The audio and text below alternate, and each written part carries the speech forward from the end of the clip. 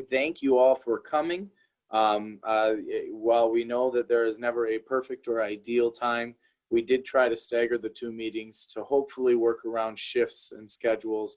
So we did have the town hall meeting last night at 6 p.m. and that was recorded, as this one will also be recorded, and was placed on our COVID-19 and fall planning page on our website. So if you would have questions about how we answered certain things, or would just like to see the presentation, you can definitely go ahead and do so on that format. I'm going to go ahead and share a screen now. And so if you guys could just give me a thumbs up when you see the orange screen. Okay, awesome.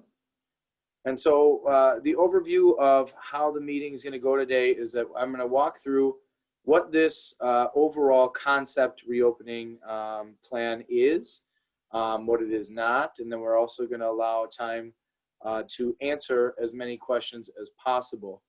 You are all muted, and what you can do to ask your questions is by going into the chat, which is on the bottom of your screen. If you just hover over the bottom of your Zoom meeting, there's a chat button. Please hit that button and ask any questions that you have throughout this meeting. And so you can go ahead and start entering those now. Some of you may want to wait till after I have gone through this kind of presentation. Others may want to throw things in the comments so that they don't forget what their question was. Either way works. But just so you know, I won't be answering those questions until after we go through what this overall concept plan looks like. Everybody good with that? Awesome.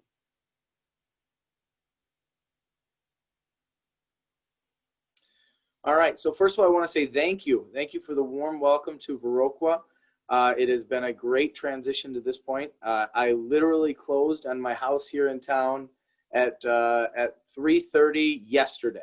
So we have had the big moving trucks. We moved in a few days before that we closed, and we're extremely excited to be in town.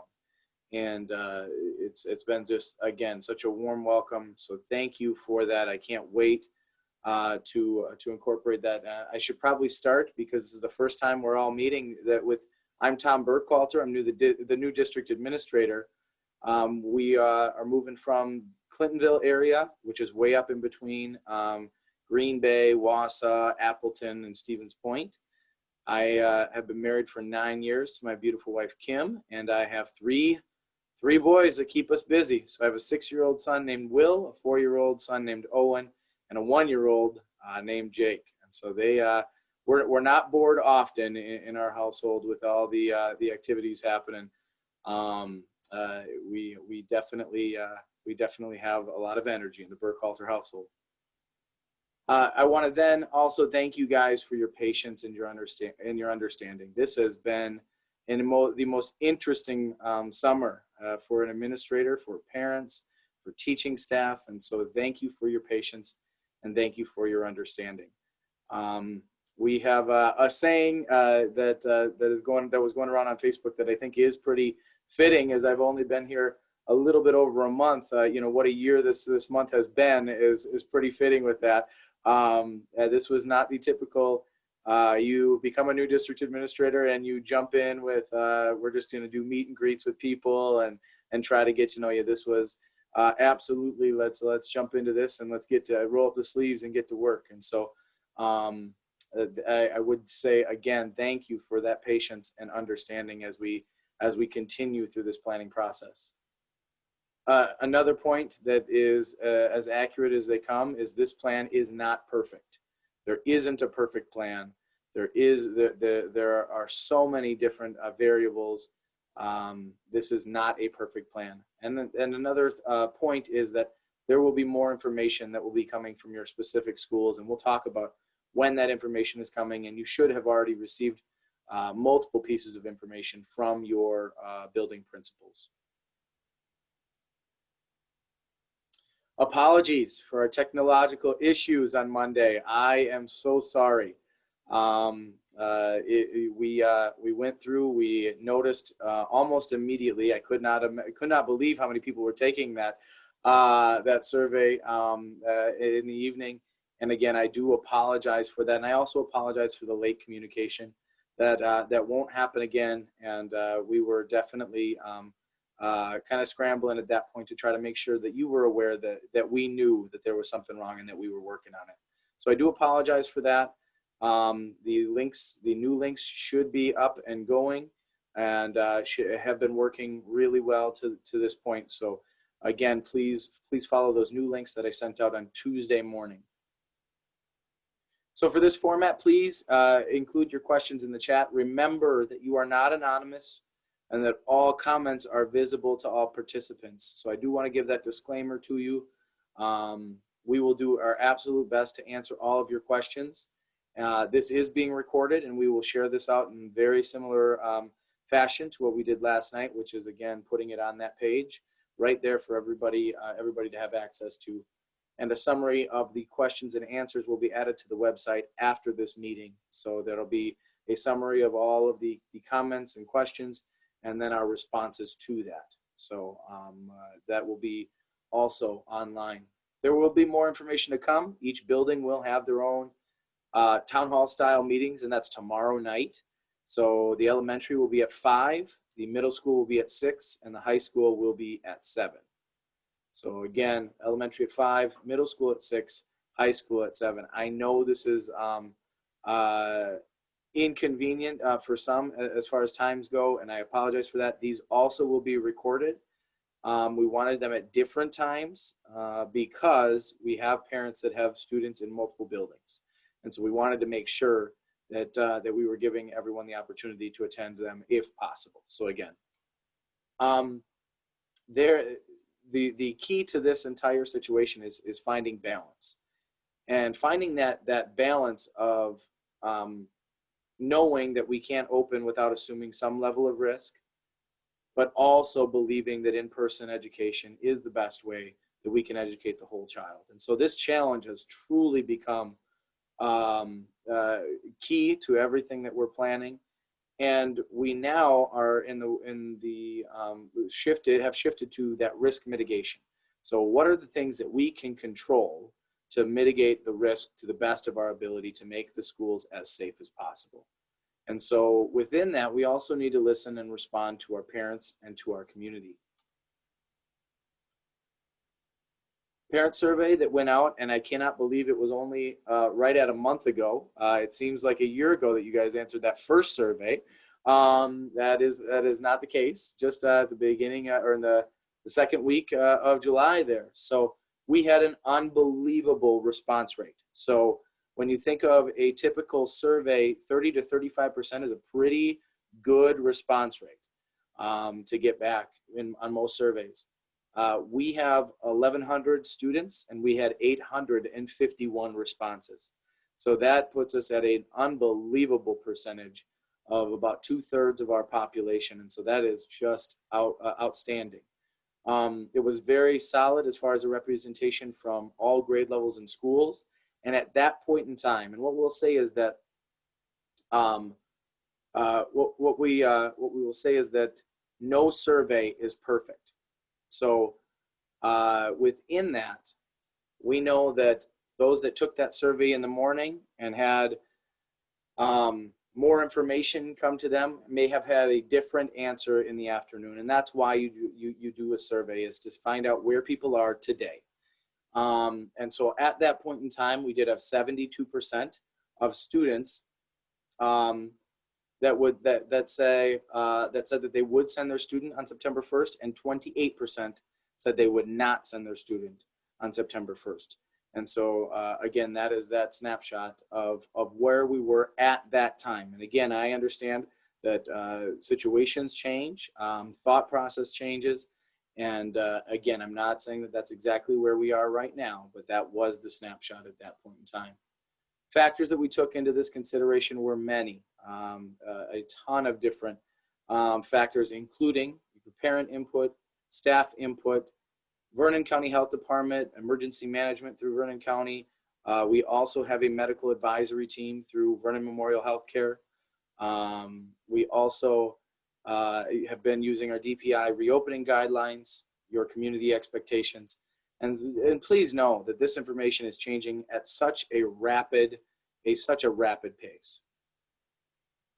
that we are doing our very best to stay on top of it, and are relying on our public health experts to help us to interpret that information that we're receiving as well.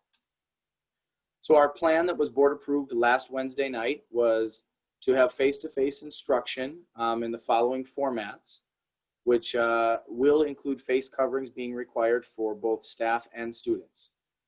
So for the 4K, it will be 2 days a week, but that has shifted. So last year and the years previous, it was Monday, Thursday, that was one group, and Tuesday, Friday was another group. We have shifted that to try to cohort a little bit closer. And now that's a Monday, Tuesday group and a Thursday, Friday group. So a slight change in the 4K program, but that was the change that was made there. For K through 6th grade, it is 5 days a week of in-person learning. And for 7th through 12th grade, it is an A-B schedule. So the A group will meet on Mondays and Tuesdays. The B group will meet on Thursdays and Fridays. The other 3 days a week are not off. They are virtual learning days. With that being said, there is a full-time virtual option that will be offered at each grade level. So you do have that choice as a parent.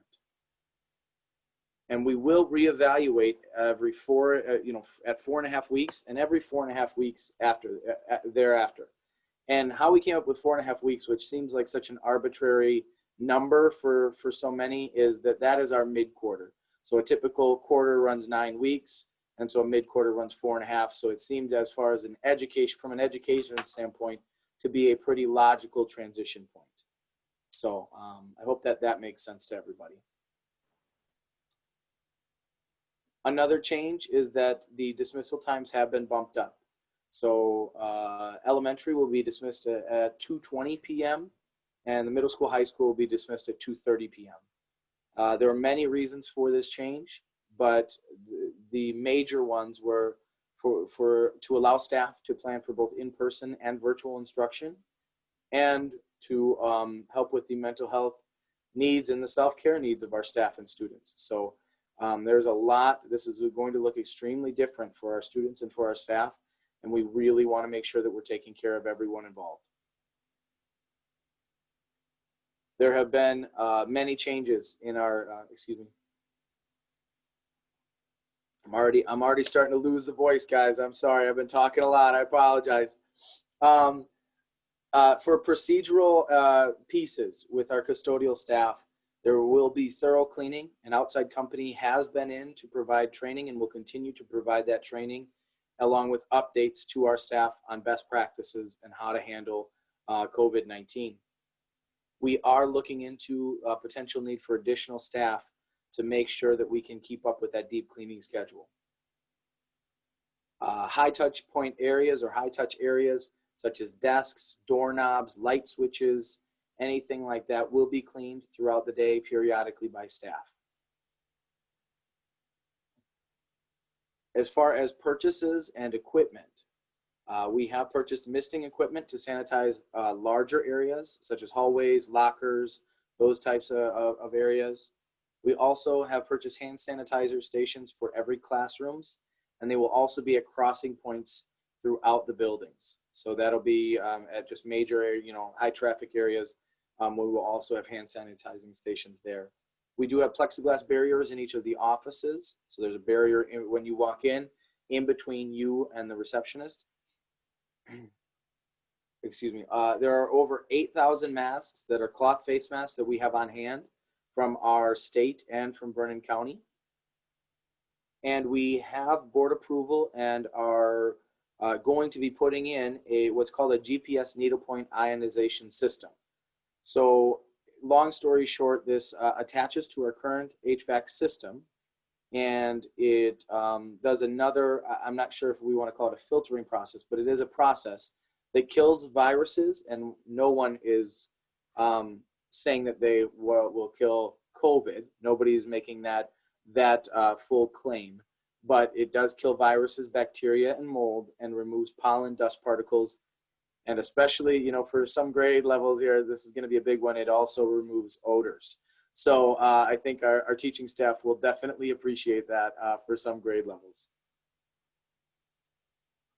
Food service will also look different.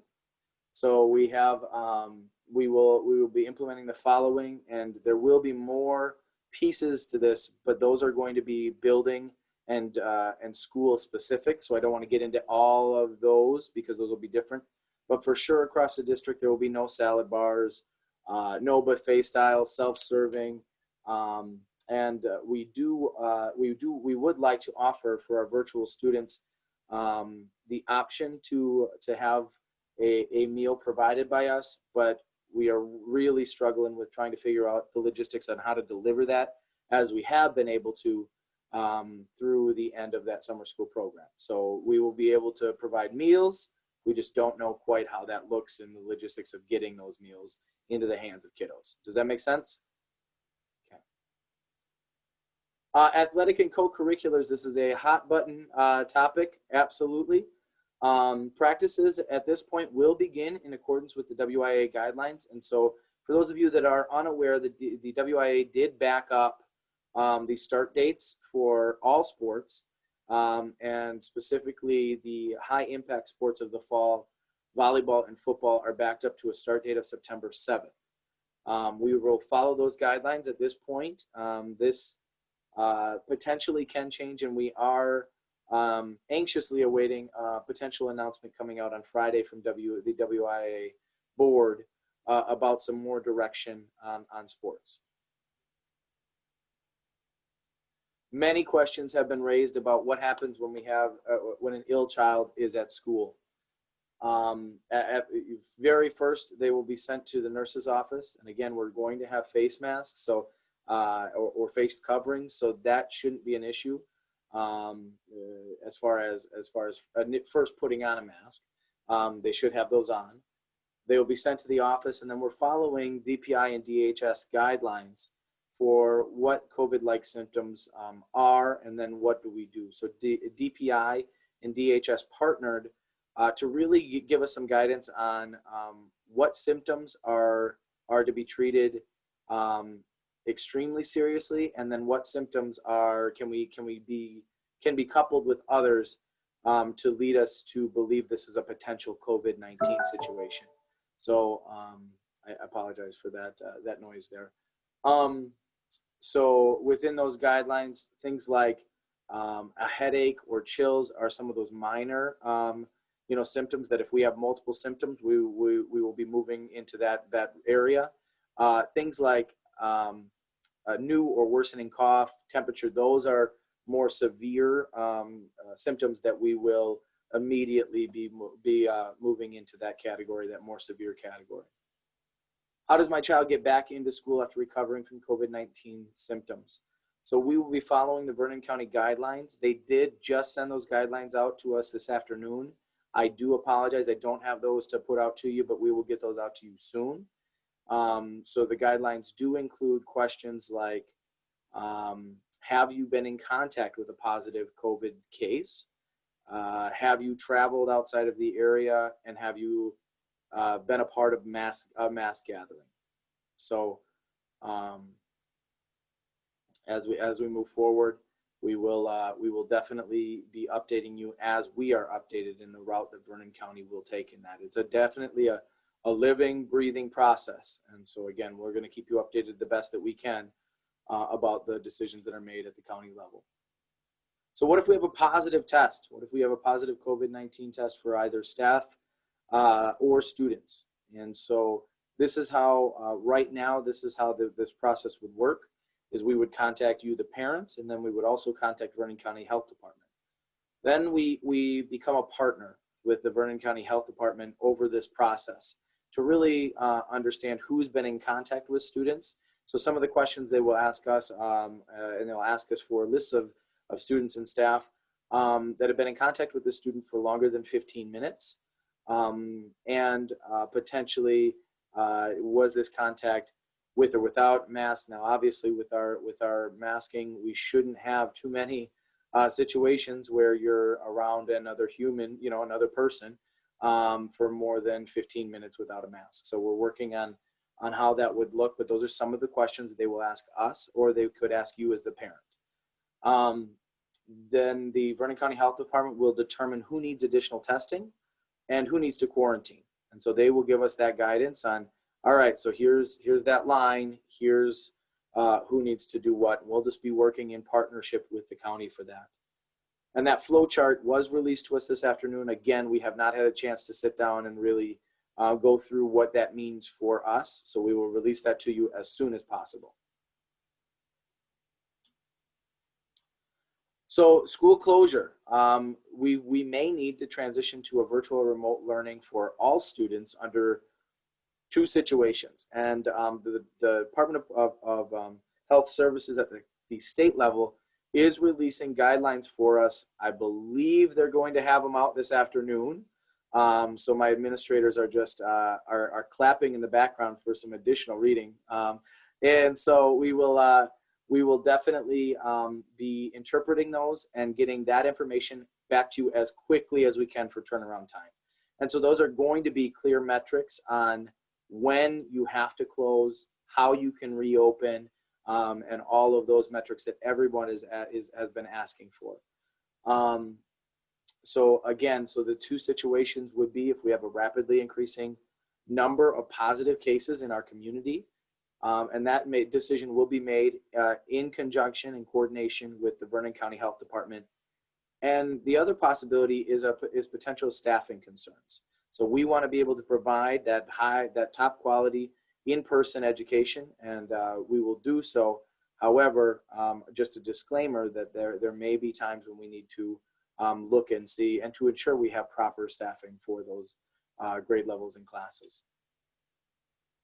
So in the end, again, this plan is not perfect. We will make adjustments. That is definitely one of the constants. We will make adjustments as we go and as we learn more information.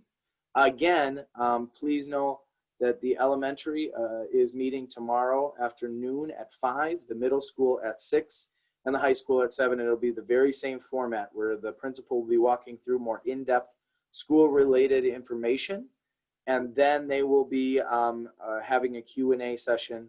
They will be recorded and they will be shared with you if you are unable to meet at that time. I would recommend, if you have specific questions or if we didn't answer your questions, please reach out. If you have the question, odds are somebody else has it too. And so please reach out to us and we will try to keep everybody in the loop the best that we can. All right, I'm going to stop sharing the presentation at this time. And oh, look at that. We are right on schedule. So, okay. So what we'll do now is I'm going to transition. I'm going to move my computer here and bounce to some of the comments and questions. And so again, with these, if they are specific to buildings, I'm going to punt. I'm going to defer if I don't have the direct answer to our building principals and their meetings tomorrow. And so hopefully they will be able to answer your questions. What we found from this meeting, I believe from last night, was that some of those questions were really great because now the principals, have some more baseline of what information you guys really need to know for those presentations tomorrow. So I think that that'll be very, very beneficial. So I'm going to just go ahead and read the questions and again, do the best that I can to answer any of those questions. Are you concerned that students will be eating lunch together with their masks off in the same room for at least 20 minutes each day? This will likely occur with students less than 6 feet apart. Absolutely, we are concerned with any time that we have masking that is not on our students or staff. We will be using, again, our medical experts to help us with those decisions. Some things that they've recommended are to ensure that all students are facing the same way, which if we look at this and some of the guidelines that we're receiving now are very interesting because that looks very similar to traditional schooling that we've been kind of trying to get kids up and interacting more. And so again, they are recommending that if you're going to be doing that, you're sitting in rows, kids are looking, pointed in the same direction. Again, it does not solve everything.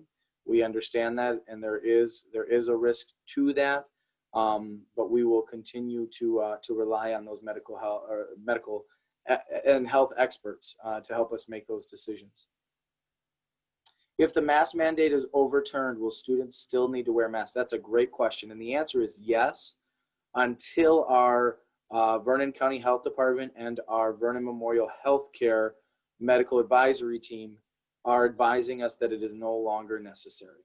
So our decision to make masks mandatory was not tied to the governor's request, even though that information came out at very similar times. So I understand that there may be some linkages there in people's minds, but please know that that is separate, and that we will continue to make that part of our policy until we are told that we should remove that.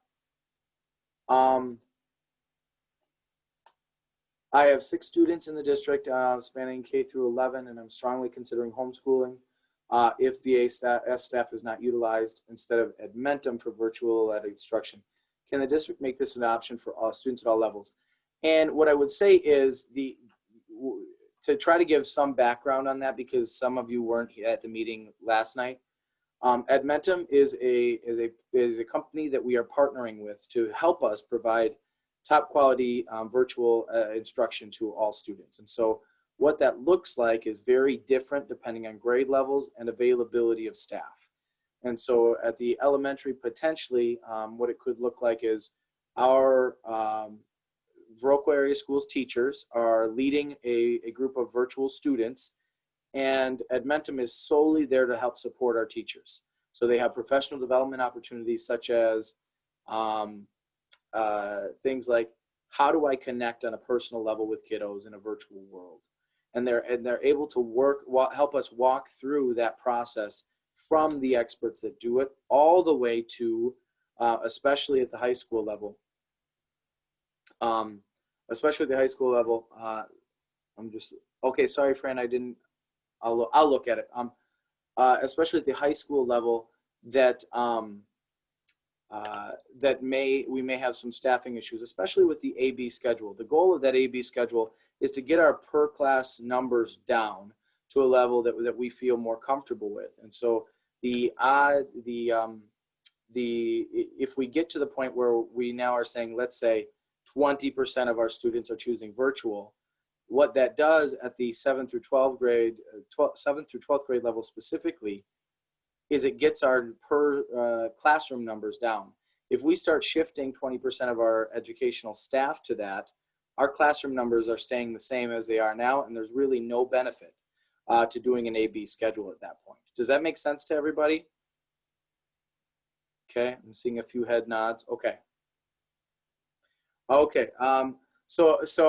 Again, as we go through this, what the benefit to Edmentum, and the reason that we chose that program, was because it offered us a control and the wide variety of what we needed from the company. It wasn't a company that just came in and said, we offer virtual instruction and just have your kids come in and we'll take over.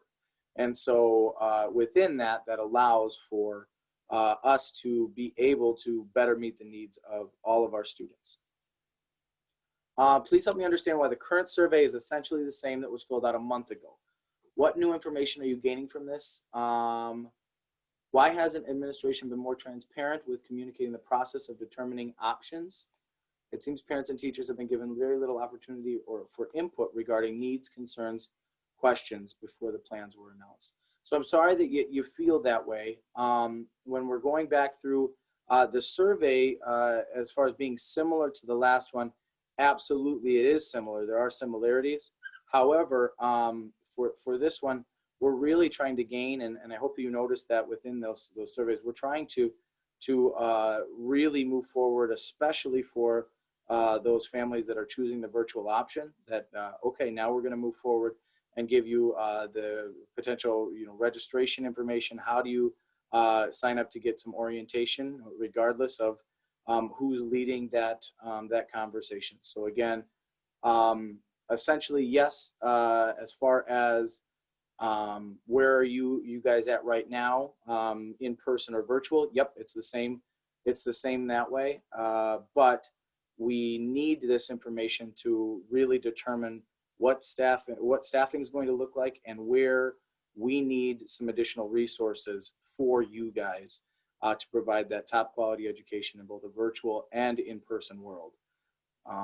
So again, I understand that it seems like we're asking similar questions, in some cases the same questions as last month, and we are, because we need that more up-to-date information. As far as why hasn't administration been transparent in communicating the process? I'm sorry that you feel that way. I'm not sure exactly who asked this question, but I would absolutely be open to suggestions on how we can be more transparent. So please reach out to me. We have nothing to hide, guys. We really, truly don't. We are working extremely hard to try to provide that top quality education in multiple formats. So again, if you have suggestions on how we can be more transparent or how we can seek more feedback, please let us know how you feel we can do that. I am definitely open to suggestions. To pretend like we're experts in this type of world, in this type of pandemic, is a lie, right? We are not. And so we're trying to do the best that we can. And I apologize that you feel that way.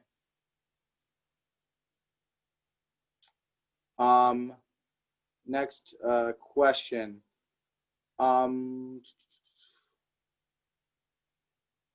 I would be willing to volunteer meals, to bring meals to those who need them and are using a virtual instruction at home. I think it would be feasible to organize volunteers to pick up meals without entering the building with a specific delivery route, similar to how meals were bused this summer. Somebody was definitely at the meeting last night, because that was a question that was brought up, and I said, absolutely, we're open to that thought. However, we needed to work out the logistics, as we're not allowing visitors into the buildings at this time. So that causes that logistical issue. So absolutely, I think if we can come up with a way to do it safely, I'm more than willing to have that conversation. Administrators, give me a thumbs up if you're on the same page with that right now. If we can, if we can figure it out, I'm absolutely comfortable with that. Allergies. This was left when you were discussing symptoms. I'm not sure. I'm not sure what the question is there. So in the document, what I can tell you is the document that will be released as soon as we get the go ahead from the county does say things such as symptoms outside of the child or staff member's baseline. And so I'm not sure exactly how to interpret that right now. And so I'm looking into what that actually is going to mean. So does that mean that I have allergies every year? And so do we assume that I have allergies now? Or does that mean something different? So that would be my brief interpretation with the, minutes I got to spend with this document before this meeting. So again, you guys are seeing some live action trying to interpret that document. For middle school students, how will classes be organized between all virtual students and 3 days a week virtual students? And so will student groups combine for these 3 days, or will they stay in separate groups? I'm going to punt on that one to John for tomorrow afternoon's meeting.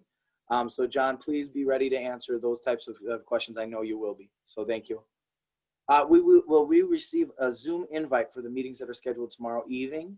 Emails to the Zoom links will be sent by the individual school offices. So principals, if you have not done so, please let's do that before the end of the day here. And please contact your building principals if you don't receive that by today, okay? So please reach out if we can't do that, or if we haven't given that out to you. When attending virtually, will students be required to be online working independently like spring?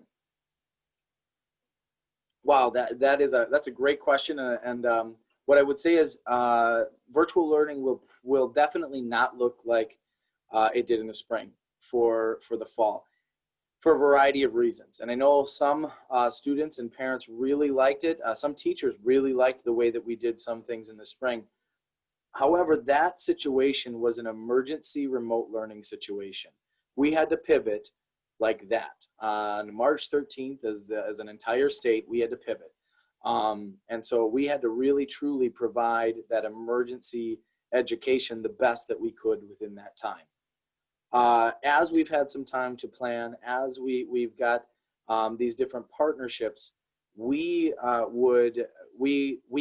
expecting our students to meet the same level of in-person versus virtual expectations and rigor academically. So again, that does look very different than it did in the spring. And again, as far as working independently, it depends on the grade level. I would say, just based on, off of what we know about kiddos, if you're a parent of a younger student, you're going to need to be more hands-on than if you're a parent of an older student. And so again, that's just kind of the nature of that.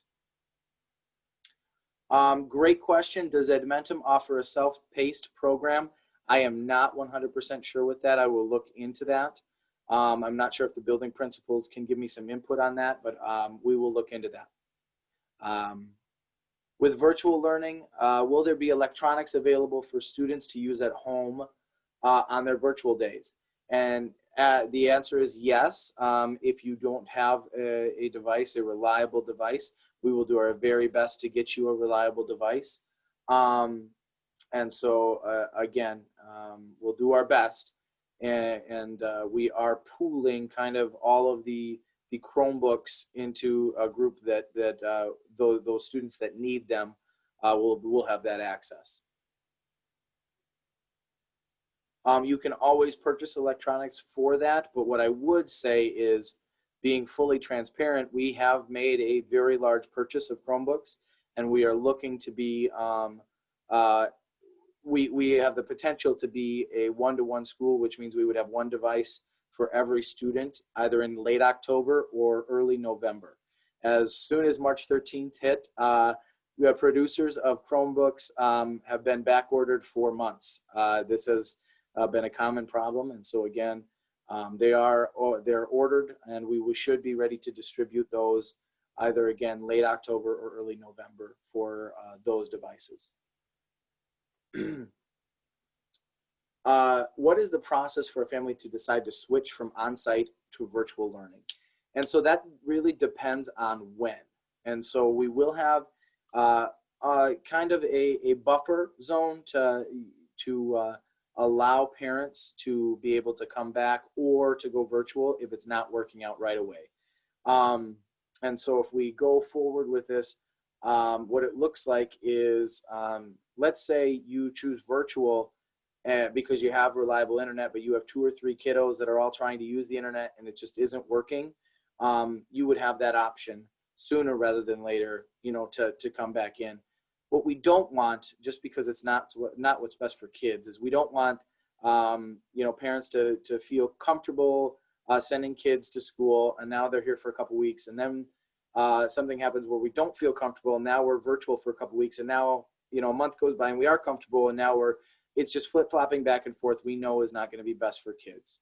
And so there will be pivot kind of points throughout the year, and so we will be looking into and announcing what those are, as well as we will take each case on an individual basis. So if you develop, a condition where your recommendation now by the doctor is to be home and you've been in person, we're going to have to do our very best to accommodate that. Does that make sense? We're really going to try to meet all of the needs of all the kiddos.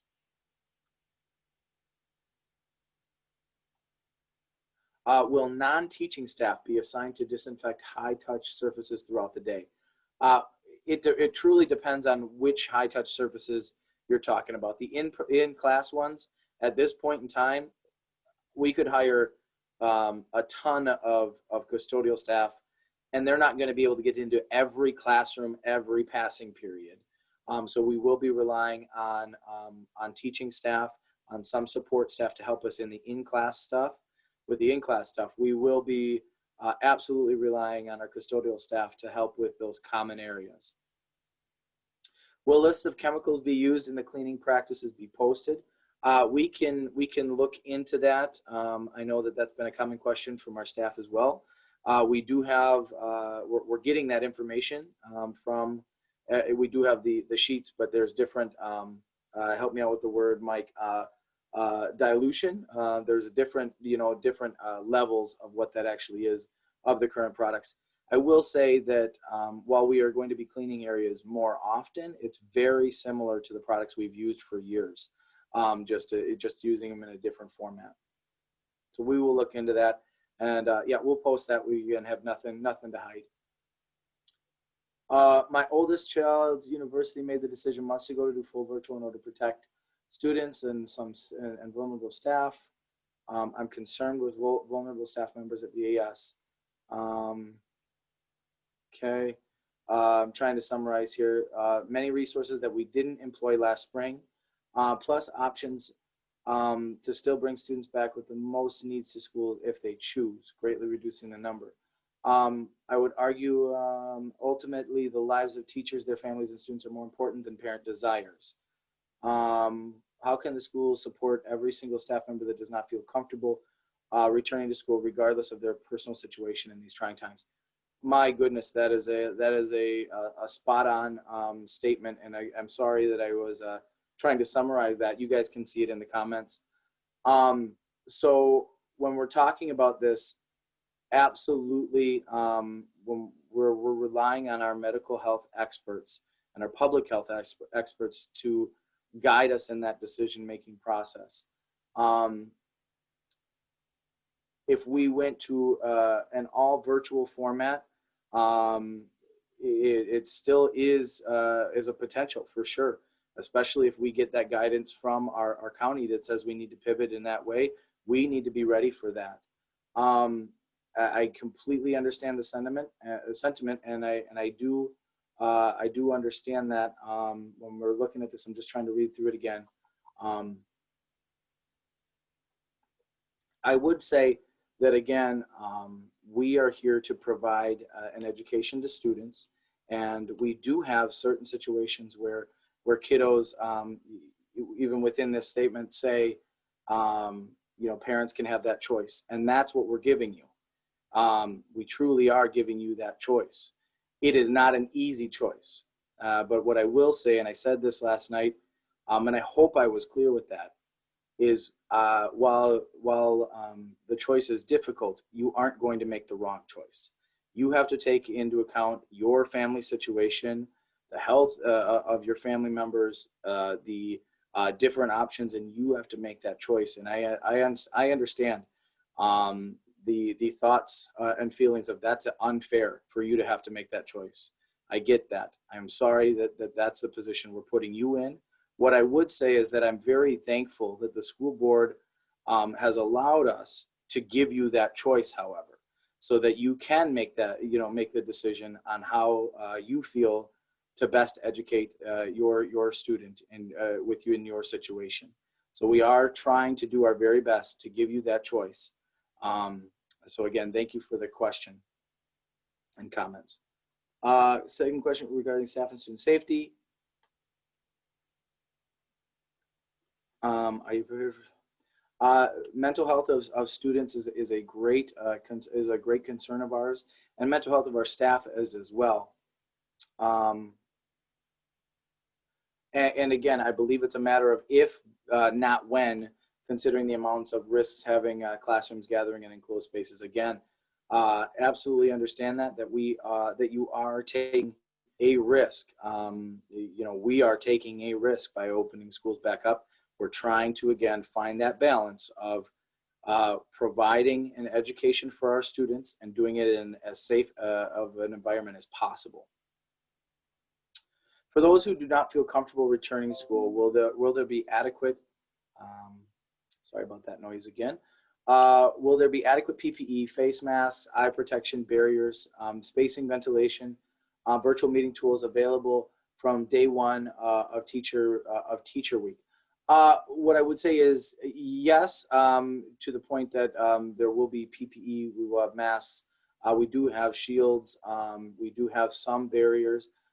If this is from a teacher and I'm not sure that it is, please reach out to your building principal if you have something specific that you need or an accommodation that you have. So again, I'm not sure if this is, it seems like a teacher question, so that's why I'm kind of pointing you that way, or a staff member. Please reach out if you feel that you need something else.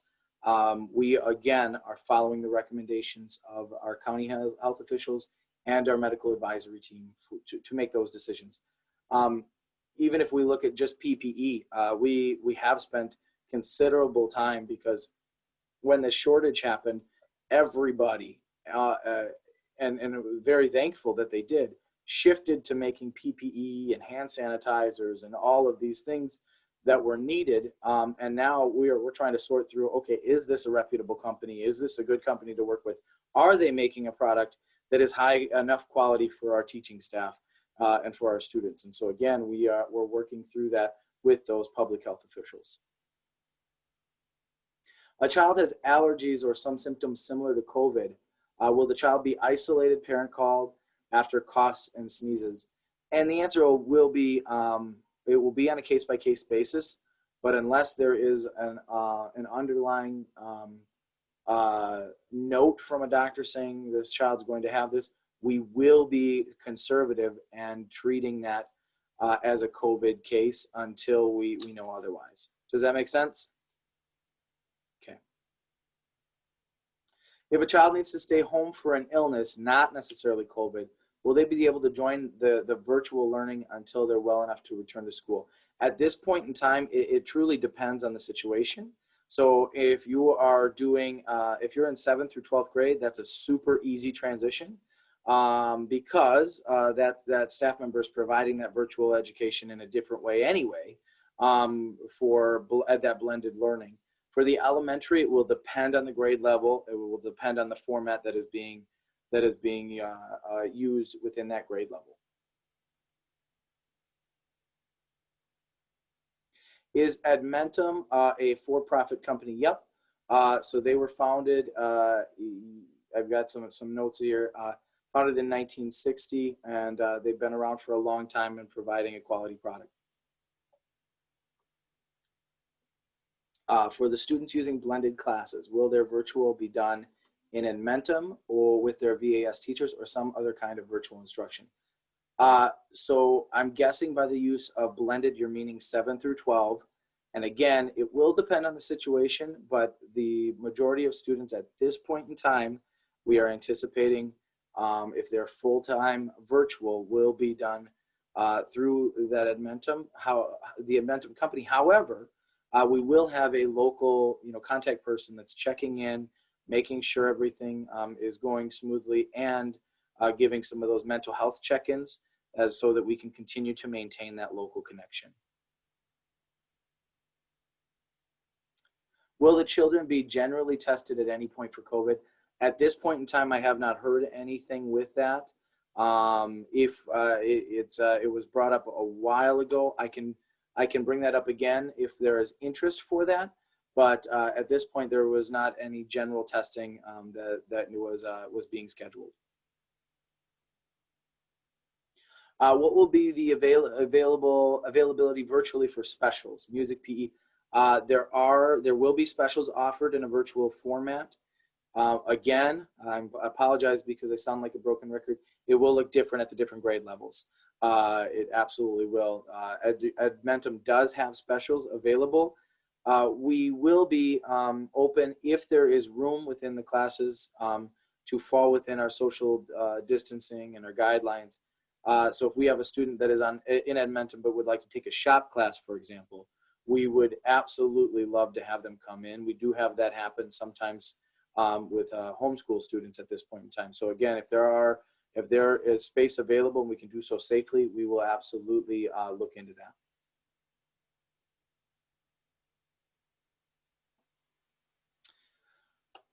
So do you have a plan for supporting the mental health of students and staff? Sorry, there's typing happening. Especially when someone falls ill with COVID. So we are in the planning process with our mental health team to come up with what we're working on to support. I'm sorry, no, some more of the questions coming in. So we are working with our mental health team at the district level to figure out how we will best support the needs of students. As far as staff goes, we are making a priority on self-care as far as our professional development for the year. And we also do have an employee assistance program for staff members that need that service. Especially for when someone falls victim with COVID, we are contingency planning to see what that will look like again. Oh, sorry if I missed this. When will we receive the Zoom details for tomorrow's calls? That will be after this meeting. The building principals will be sending those out. When a child or teacher needs to get tested, is there any free testing from at the county health department, or are people paying for their own tests? I believe right now there's a partnership in place, again, at this moment, with the local health providers and with the local county health department in Vernon County to partner so that you do not have to pay for those tests. That could change, but at this point in time, that is my understanding.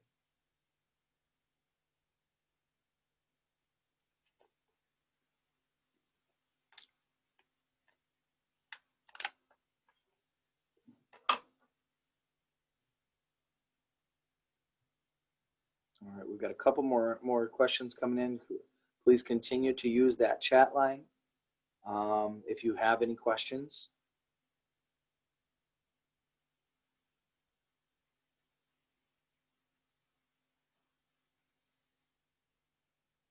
Absolutely. So one of the comments says, just thank you for your answers in time. I'm going to need more information before I can commit to sending my child and filling out the survey. Yep, absolutely. And more information, like I said, will be coming out throughout the week and into next week. We're going to give you everything that we have. And again, I completely understand this decision. I have a 6-year-old and I have a 4-year-old, guys. This hits home for me more than you could ever know.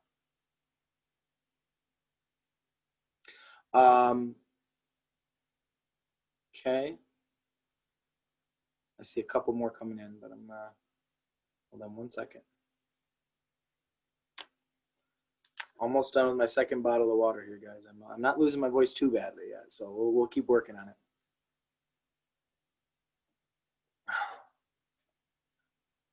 If staff needs to quarantine and he or she is, sorry about this, out of sick leave, then what? That's a great question and is one that we will answer to our staff. It truly depends on the situation. So there is this, I believe it's called EFMLA, which is a pool of up to 80 hours of paid sick leave at a certain percentage of the teacher's salary of any worker's of any employee's salary. That does expire at the end of December, so we still are looking at some guidance on what that looks like after that point. So yes, we will be following all of the laws that we have in place right now to best meet those needs for our teaching staff and for all staff. Mm-hmm. Is the survey a commitment of registration for virtual or in classroom learning? That's a great question. At this point in time, we will be looking at if you choose in person as that being your choice. If you choose virtual, we will be having multiple pieces of information sent out and an orientation process for you guys. And again, there will be time to move that around if you need to. Does that make sense? Okay. But great question.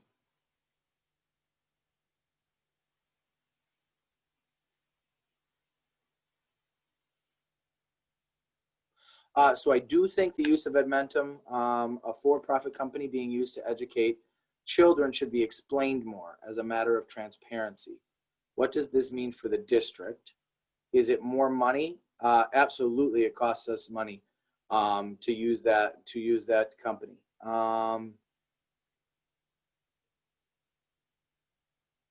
So this I think is a troubling area that should be explained more before conspiracies come up.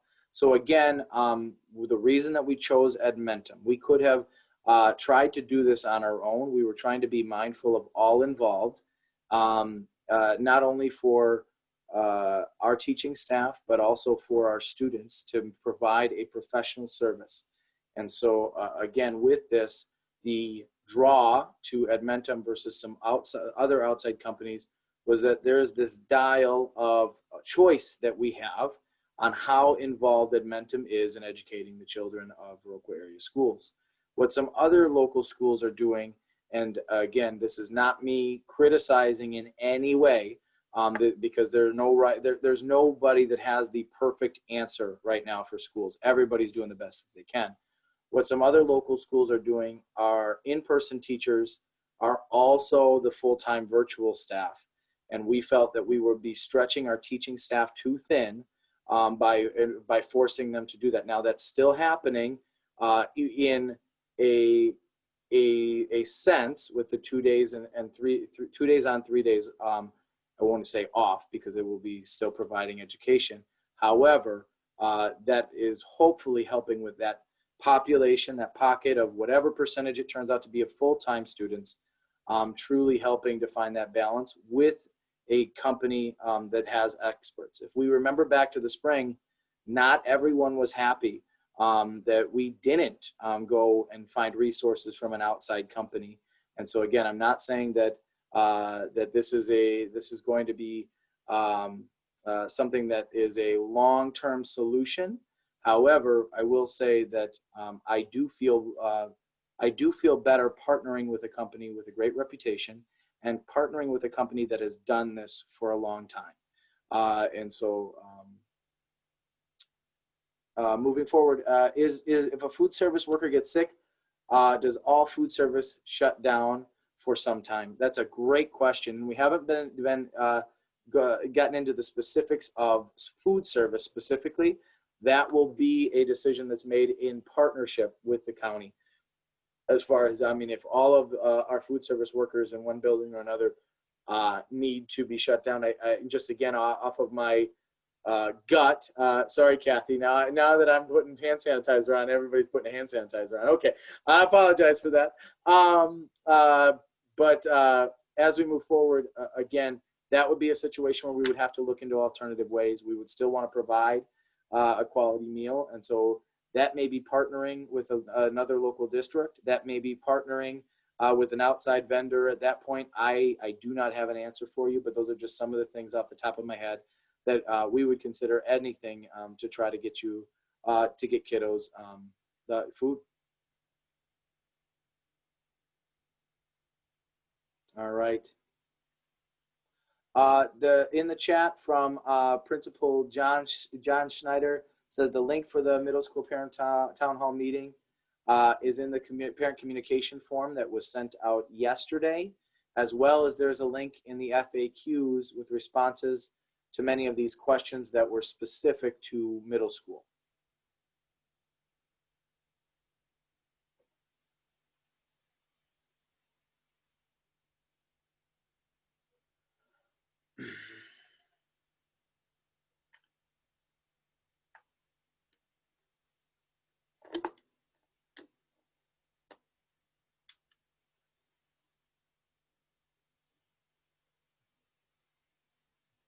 Yeah, great comment here. I'm concerned that the survey was sent out before the information from principals was sent out, and parents aren't. I'm sorry, I'm waiting for this one here. So for those of you that don't know, I'm not having trouble reading comments. We have two people behind the scenes that are typing in the comments so that I don't have to scroll through. And so again, I'm not having trouble with that. It's just we have two people that are doing that, and they're doing a great job. Thank you, Mike and Julie. I'm concerned that the survey went out and parents aren't clear what they were committing to before submitting the survey. Yep. And so if you're having a situation where you have a change in your decision, please reach out to your building principal. We'll get that changed. The survey will close on Sunday. Absolutely understanding that we are not going to be able to have all your questions answered. We're not going to be able to provide that 100% clarity. And within that, please know, again, that the reason for the timing of the survey was not so that, hey, you would commit to something and then we would educate you about what you were committing to. The option to send out the survey at the time that we did was so that we had some time to plan for potential staffing moves out of respect to our teachers, to give them, I mean, I know it's going to be tight anyway, but as much time as possible. A day or two makes a difference. And so especially if we were waiting another week for principals to get this information out to you. Does that make sense? Okay. Chat from high school principal Jason Kress. The link to the high school parent survey meeting is Town Hall. Will be included in the high school reopening and instructional plan that high school families will receive in a couple of hours in this afternoon.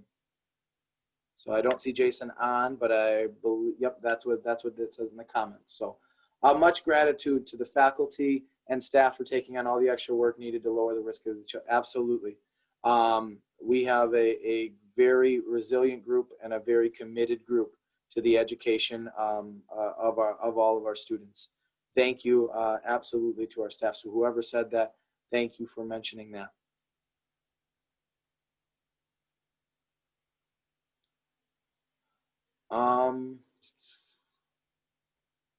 Have you considered having the students spend more time outside? Yeah, absolutely. And that will be a recommendation of the administration.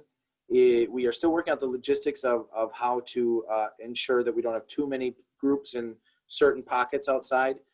So that might be as simple as signing up for different spaces, but that will be encouraged by our administration to spend as much time outside as we can. Now, we don't want that to be all recess time, right? We don't want that all to be, hey, just all free play, but we definitely can be doing a lot of that instruction outside.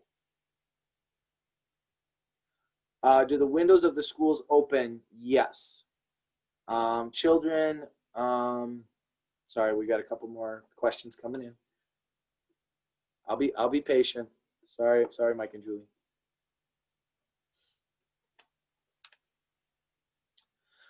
Children may need to ride the bus off and on due to high schoolers driving on, the A days or the B days. So just like in the past, some day, yep, pick up, and others will not be an option. So again, I'm not sure. Some days pick up and others will not be an option. So I'm guessing you're saying that some days parents can pick up and some days you can't.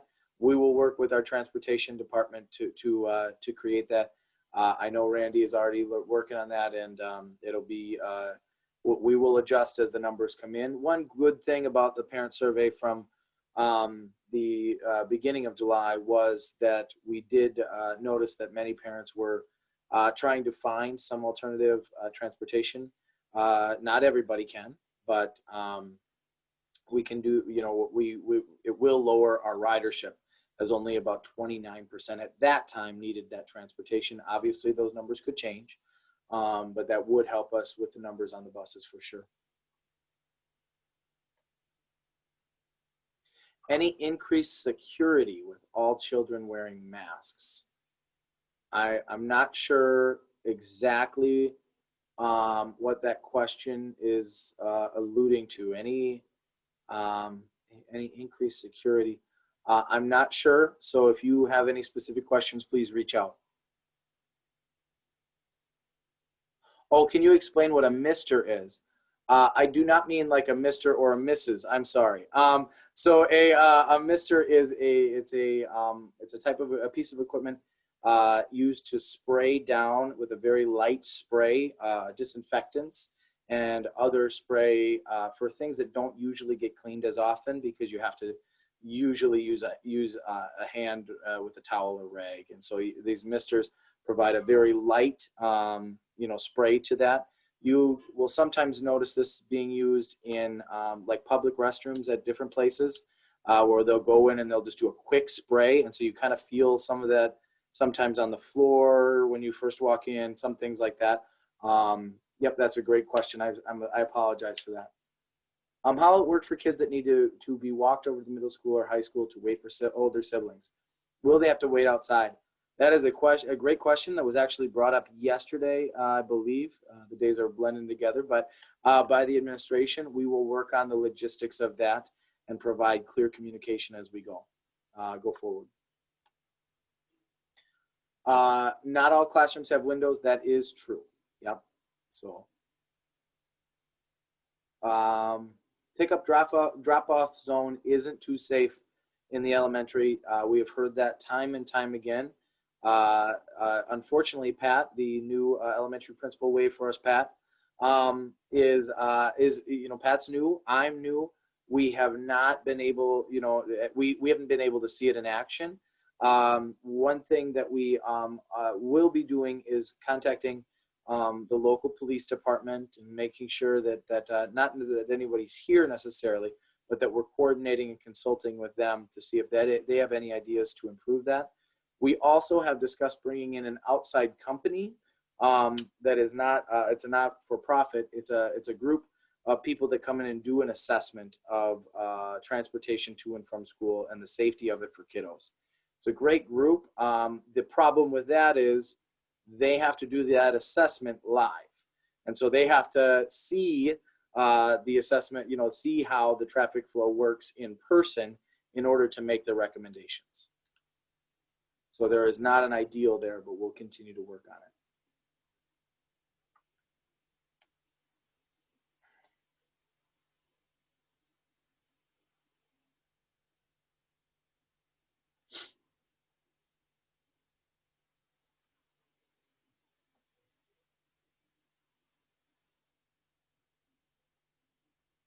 How will fifth graders be handled, being that there was not going to be a fifth grade orientation? Great question, and I will definitely, I hope that will be addressed in the building specific meeting tomorrow.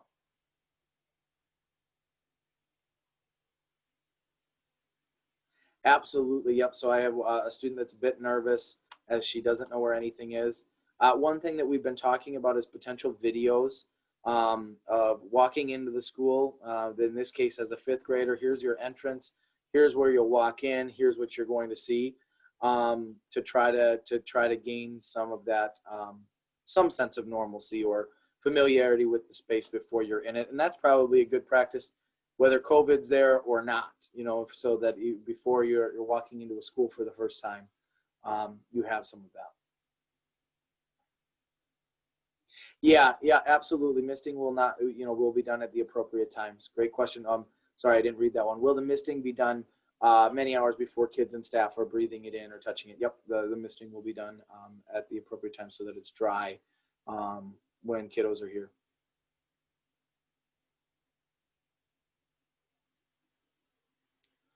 Sure. So could you tell us a little bit about your background as experience as a superintendent? So this is my first time superintendency.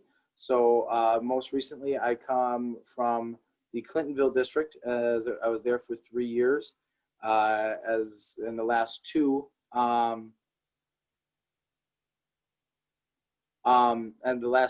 as the elementary principal. The year before that I was the middle school associate principal and AD. I have 6 years of a principal experience, and I'm very excited to be here. Fun fact, and some of you have heard it already, I was actually born in Viroqua, over at Vernon Memorial Hospital at that point, and we lived in the area outside of town for a few years before my family settled over in Union Center, which if you've ever been over there, just don't blink when you're driving through town. So we've got the quit trip though, and we'll hold on to that. My family did move to in between Kendall and Elroy when I was a freshman in high school. And so that's where my parents still live, is out on the farm over there. So I'm very excited to be back in the area. This is the closest my wife and I have ever been to grandparents, and grandparents are extremely excited about that. Again, that's a little bit about my background and experience. Yes, videos, please. Another district did this, and it helped. So, yep. We will definitely look into it. It's an easier, I mean, it's not easy, but it will definitely be a way that will help our kiddos. Mm-hmm.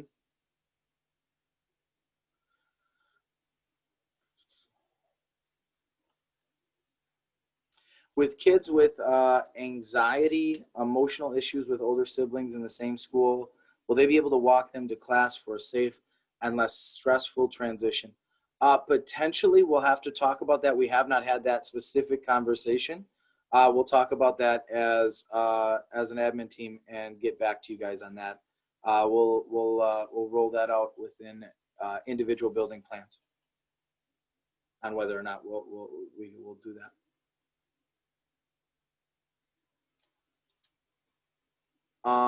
Yeah, so how will physical education classes be handled given that the masks may be challenging and that there's more air exchange during physical activity?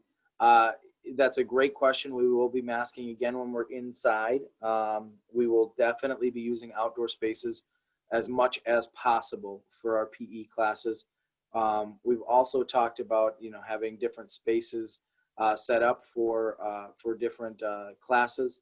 And there's a variety of ways that schools are dealing with this. None of them are perfect. And so again, we're looking into multiple ways on how to deal with that PE issue.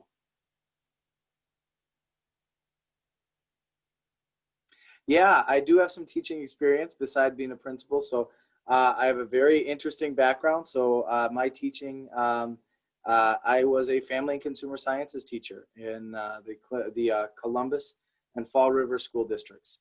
So for those of you that don't know, there are only a handful of male FCS teachers, and we have one here, and I'm struggling with remembering his name right now. What was that, Kathy? Yep. And so we actually have a male FCS teacher here. So that is kind of it's a very awesome degree, but truly down in the Madison area, I was working with not only some foods classes, but also parenting, some economics classes, some personal finance classes, and was an adjunct professor at MATC. And it taught things such as intro to health occupations and medical terminology. Thank you for the question. John Mulvaney, thank you. Yes, thank you, Kathy. I'm sorry, John, if you're on here. I don't know if we've had been formally introduced yet, so I apologize for that.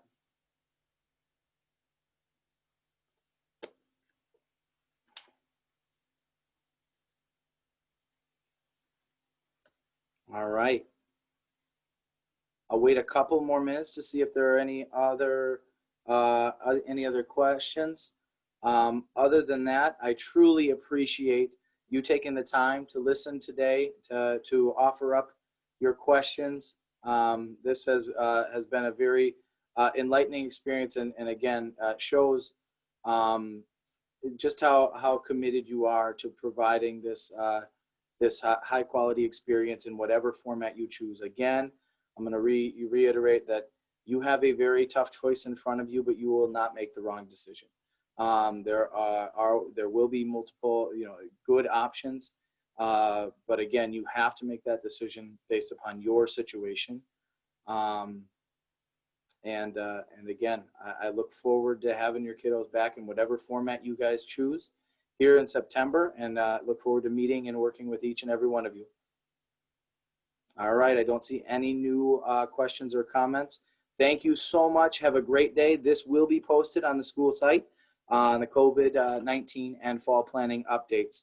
Again, thank you. Thank you for your time.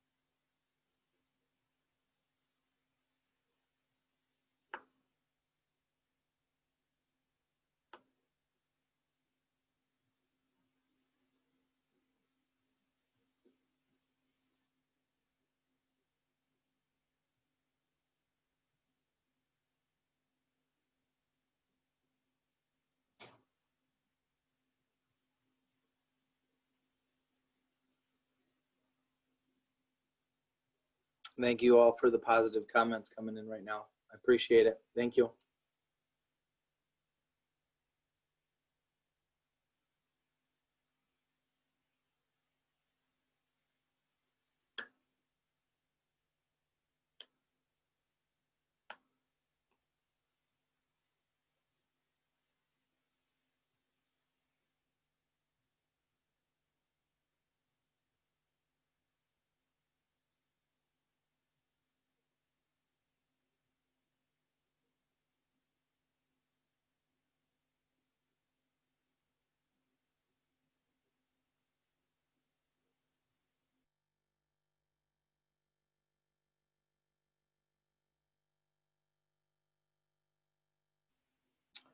All right. Thank you, everybody. Have a great afternoon.